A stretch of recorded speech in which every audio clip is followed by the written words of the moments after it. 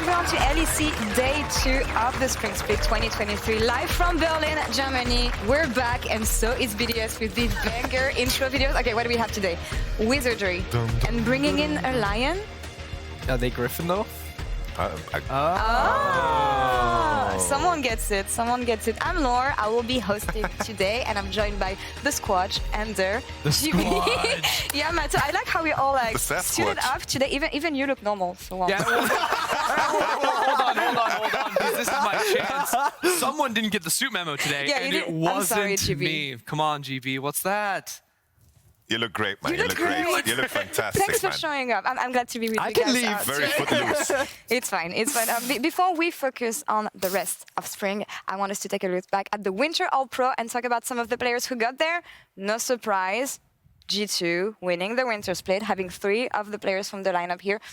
I guess it makes sense. Yeah, good for them. More could have made up. Yeah, good for them. Good for them. Honestly, like bot lane was like smashing since week 1, so no surprise to see Hans and Mickey best in there. winter. And yeah, I think there was maybe some competition in mid lane with Niski stepping up for a lot of the BO1s, especially behind Caps. But the finals reminded everyone that Caps is king. Caps is kind of doing whatever he wants, and he's doing it properly and well. I feel like he's in a flow state in the zone, and it's just gorgeous to watch. I think in the end, it's like when you're playing against Caps, every game he's in, you just feel it. You can hear it from the players that play against him. They hate to play against him. They love to play with him. That's always the story. You don't even know what's going to come when you have Caps on the mid lane. I want to focus on top lane, though, because for a long time, I think fans and pros have been criticizing top lane because of a lack of, not competition, but diversity on the top lane. And seeing Photon here, with the way he showed up in spring, we didn't know what to expect from him, but he showed up big for Vitality. I think with the risks that we saw in regards to what teams in their approach in the off-season, they just want to kind of, the issue was always, what are we doing internationally in the top side? Are we going to just draft Ornn and hope for the best? It doesn't work any longer. I think that Photon is a player that is reshaping the whole region. I think that's super, super important with the addition of the other players as well that are in the top 3. I love what we've seen from Photon so far. Yeah, and I also think looking forward as well, we're only going to see more good stuff for him, right? Now the fact that, they have a bot lane they can play for on Vitality, that allows him to play the individual matchup where the jungle intention doesn't necessarily have to be up towards the top lane, and he can really flex those 1v1 muscles. We could have seen some other players top lane maybe enter. Yeah, 100%. I think, especially if you're looking at BO1s, we had so many new top laners joining the league. Both Adam and Irrelevant looked really strong. So many solo kills in the BO1s. Ebby too was getting a million solo kills. Couldn't quite convert on that, but I think top lane overall has looked a little bit more exciting than in years past, and I think have given some run for the money, even though those names didn't make it into the top 3. Yeah, and looking at the second and third options we have in All-Pro, I'm really happy to see some of the newcomers here, GB. Coming from the ERLs, my boy Exakik. We also have Markun, who is coming back strong within SK this year, but some of the new players made it, and it's fully deserved for them. I fully agree, and it really just speaks to the fundamental of talent development we have in Europe. Of course, there are roles where we say, oh, we can never really match them on the international scale, but we are insanely good at coming up with a high jungle pool that we have this year. It also just speaks to the fact with the AD carry pool that it's so difficult to pinpoint really who's the best, and there can kind of be an argument for a lot of them coming into this All-Pro team, but the fact that Exakik is already up here really just speaks to how well he played in winter. I love the fact that if you look at the All-Pro, I'm in agreement. I think that you can definitely, find strong arguments for all of them, but the fact that we have so many strong AD carries, I think of Kobe, I think of Crowny in the jungle position. I think Jankos had great performances, Malang had great performances, and I think that all across the board, when you are in that, I want to say atmosphere, but in that competition where you can find arguments for many players, it just means that, anything can happen in a best-of-1 format, and as the teams progress, I hope to see just more and more. I think as I sort of viewed a lot of the All-Pro team, it was like the first All-Pro team and second in most positions was like pretty locked in my minds. Like I agreed with what I was really seeing there. Yes. And then third seemed really open, like depending on what you value in a player, in a role, depending on if you're valuing like recency compared to the past. I think that third slot was super competitive, so it doesn't surprise me that a lot of people have like varied opinions of like, oh, maybe this person got robbed or something. I think the competition across the board, especially outside of 1 and 2, has been really stacked. I think it makes sense also with the new format and the fact that we went from best of 1s to best of 3s and best of 5s, and you saw players shine in different times of the split. Any players who think could have made it here and didn't make the cuts, maybe? Yeah, go ahead. Yeah, I think for me, I think Crownie had a shot in the AD carry position as well. I was really impressed with the way he played during the winter split, but I also think it goes back to the conversation. There is a realistic comparison you can make where someone could say, hey, I thought this guy would have made it, and I would have not really thought anything wrong of that if they had the right arguments for it. Yeah, and we'll see how these players develop in the spring split. And if you missed winter or still haven't understood how the new LEC format works, Quick Shot, he's here to enlighten us. Take it away. Or try his best. Thank you so much. I will try my best. I know you are struggling with it, Ender, so this is I don't just get it, man. I don't for you. understand. So welcome back to the spring split. In case you don't yet fully know the format, I'm going to try to break it down as succinctly and as quickly as possible. The European LEC is broken up into 3 stages: the regular season, the group stage, and the playoff stage. And at each stage of the tournament, teams are eliminated. We are currently in the regular season, where all 10 teams will compete in a single round robin best of 1, with the teams placed in 9th and 10th being eliminated and not advancing to the group stage. So just for no reason whatsoever, if the season were to end with these standings, Excellent Fnatic would not advance to the group stage. One thing I do want to draw your attention to, though, is when you look at the regular season, the first 2 teams, 3rd and 4th, 5th and 6th, 7th and 8th, are split into pools. The reason is that is important is we will randomly select 4 teams, 1 from each pool, going to Group A and Group B. The reason those pools matter, the Pool 1 seeds, in this case, Koi and BDS, will have the option of selecting their opponents for the first round of the group stage. So let's say, hypothetically, Koi want to take on the Mad Lions, and BDS want to take on Astralis. This will give you the first few matchups in our group stage. The group stage format is a double elimination best of 3, and the 2 teams that manage to advance from both group stages make it to playoffs. I'll quickly demonstrate one bracket for you. Let's say Mad Lions take down Koi, Heretics take down SK, Koi take down SK. SK will be the first team eliminated from the group stage. In the next round, Mad will take down Heretics, making sure they advance to playoffs, and there'll be an upset with Koi being eliminated and Heretics being the second team to make it to playoffs. We will break down the group stage and the playoffs multiple times throughout the coming weeks, but just in case you haven't fully grasped it, hopefully that makes it a bit clearer. And I know you're a little bit slow, but that should paint a clear picture for you. Don't forget that the winner of spring qualifies for MSI and the LEC season finals after summer, which will determine our LEC World participants. Moving on with the show, yesterday Mad Lions got destroyed by Team Vitality, so let's see how they bounce back today in the opening game as Shox is joined by head coach Mac.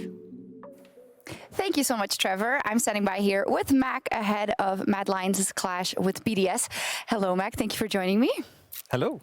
Yesterday, a false start, I would guess, to the season against Vitality, and I saw a couple of things online, including from Niski about the draft. Is there anything you'd like to say about it?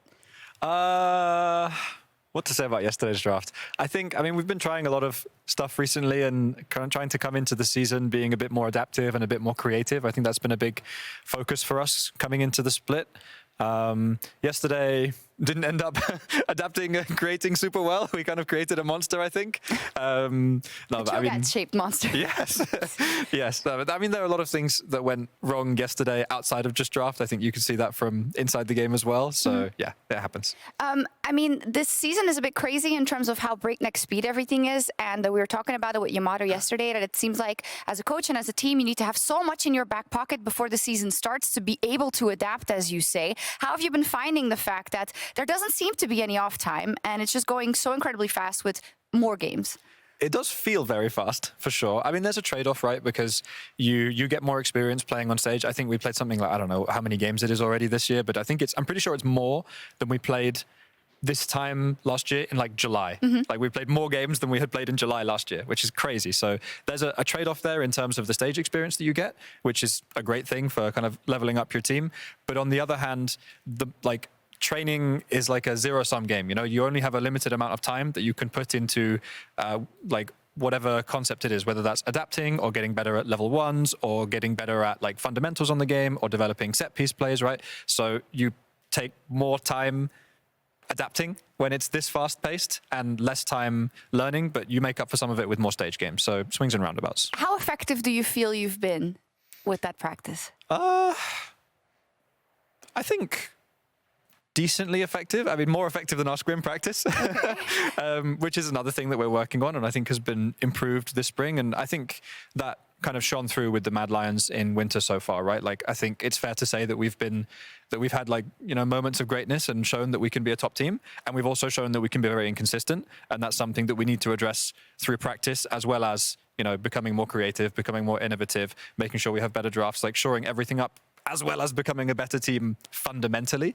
And that's something that will obviously take time. But I think our ceiling is really good. Mm-hmm. I mean, you did make it to the final, so I would say it's pretty good. I like that you talk about consistency. Well, you can start today. You're playing versus BDS, and they have had a great track record in their initial split in winter. Yesterday, they had some issues with the mid-game decision-making, etc. Where are you going to attack BDS? Well, I think BDS has pretty consistently been a very strong early game team in the league, actually. I think they've been very good in that regard. So, as long as we don't get rolled over by them, I think, if we can come out swinging and fight them in the early game, that's always going to be a good thing against this team, because I think once you get down to the other parts of the game, the mid-game fundamentals, like you mentioned, the team fights, that type of thing is, I think, where we're quite strong. So I think we'll be favored in that regard. Okay. Thank you so much. A pleasure as always, Mac. Good luck. Back to you, Laure. Thank you so much, Sharks. Always nice to hear from Mac, of course, especially when it comes to the special draft that they had yesterday against Vitality. Some interesting ideas when it comes to the new meta picks that we saw, especially on the mid lane, but checkmate by Vitality, I believe. So it's like, holistically, you look at the Mad Lions draft then, and you don't necessarily think this is a bad draft, because there's still things you play for. But I think when you take into the context and the way that it was drafted, specifically from the counterpoint with Vitality, they kind of got pigeonholed a little bit. You can see that the Heimerdinger came through before the Thresh, and that was a really good read by Vitality, because they saw Aphelios. The best support to pair with Aphelios right now is Thresh. One of the biggest Thresh counters is Heimerdinger, because you can place down the turrets. And then the response that came through after the chokers was FLICKR was also really good by Vitality. So I don't necessarily think Mad Lions had anything that was bad. It was just the draft was halted by Team Vitality quite a bit. 100%. I want to highlight the Gragas first pick as well. That provides you with so much flexibility. And I really like the Caitlyn Heimerdinger lock-in, because even if you put yourself in the range matchups together with the Aphelios, which is something that you would prefer to pick into Heimerdinger, I think when you pair Caitlyn together with Heimerdinger, you can't really find prio. Aphelios, Thresh, Lee Sin, they kind of need to find a gank on purple weapon. And I think in this game, they just didn't. They avoided that super well. And I think the scaling was just favoring Team Vitality. Yeah. One slipper from Mad Lions, one bad all-in, and all of a sudden the game was just completely caught over. Off guard, yeah, maybe. And I think this blue side first pick Gragas is something we should keep an eye on, especially coming into today. But focusing on something that Mac was saying also, coming into this matchup versus BDS today, BDS showed, similarly to last year GB, that they still thrive in the early game, and this is exactly what they proved against SK today. Yeah, this is very reminiscent of even when they joined the league with a different roster, right? They were super in the first week, even though they didn't really get their victories. They had a super solid early game, and we saw it this time again. They were really good at playing it for the bot lane. They played for Crowny and Lobrov, specifically with the Shio ganks as well. But then we came to the mid game with the objective setup, and that's why it became a bit difficult for BDS to play the game. I think the key thing always when you pick so heavily for your matchups, you have the Yasuo into the Gnar, you have the Gragas yourself into the Akali, and the Jarvan for the early game. It's so important that you convert around the objectives. For example, the setup here on the screen I liked because they trapped in preparation for Nashor, but in some cases for those objectives, if you are the team with the early game advantage, you need to make sure that you're first on the objectives and you don't get caught farming too long. When you're stronger, I just want you to be able to leverage that into Nashor, play for the objectives, and make sure that you just close out the game, because if not, the Xayah against an all-in comp, gonna have a hard time, and SK executed so beautifully around the fights. And I really think the key part of that is sometimes when you have that 2k gold lead, 3k gold lead, it's okay to drop one wave if you have better objective setup. Sometimes I think we see players try to min-max too hard, and it kind of comes down to bite them in the back just a little bit. But I think these are easy mistakes to fix, and I think BDS, they are a scary team, so that makes the matchups today even more so interesting. And little time again to reset between splits, and we'll see if either of these teams can bounce back today. But without further ado, let's get into picks and bans with a quick shot, and Dagda, take it away.